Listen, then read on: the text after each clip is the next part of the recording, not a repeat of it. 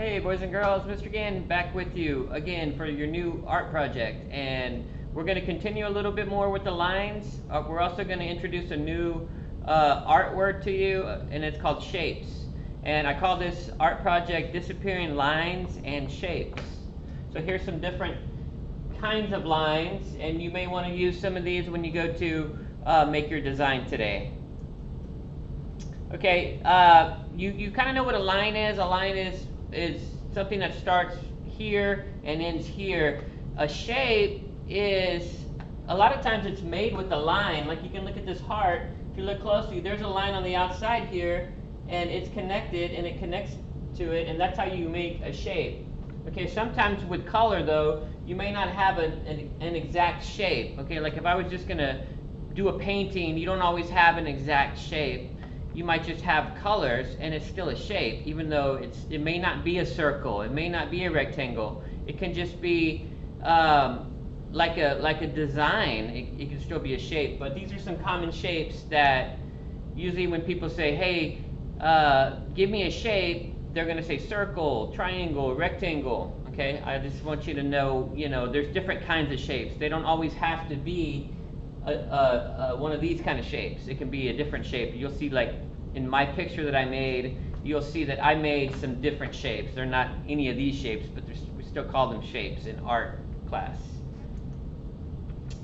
So to make your design, what you're going to do is first you are going to use Elmer's glue. You are just going to get some paper, and you're going to use the white glue at home.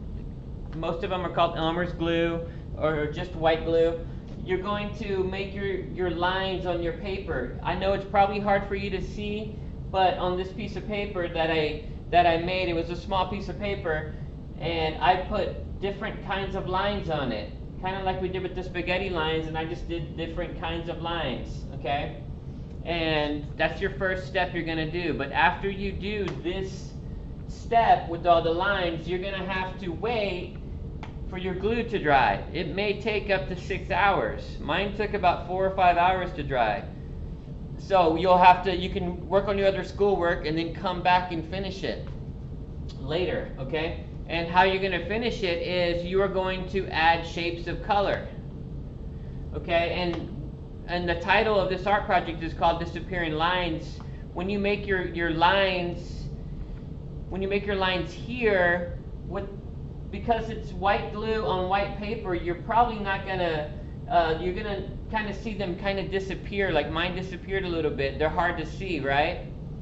But then when I go back to add my color with watercolor, my lines come back out, and that's what happened to mine. So you can see that my lines reappeared after I put the paint on it, and it's pretty fun when you put the paint on, because then you see all your lines come back to the surface. So it's almost like they reappear.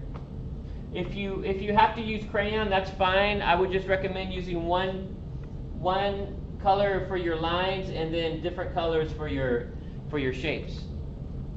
And the last thing you're going to do for your art project is you're going to share with a family member. You're going to tell your mom, your dad, your grandma, brother or sister, who's ever there with you about your picture, how you made it using lines, and now you know what a line is, and now you know what a shape is.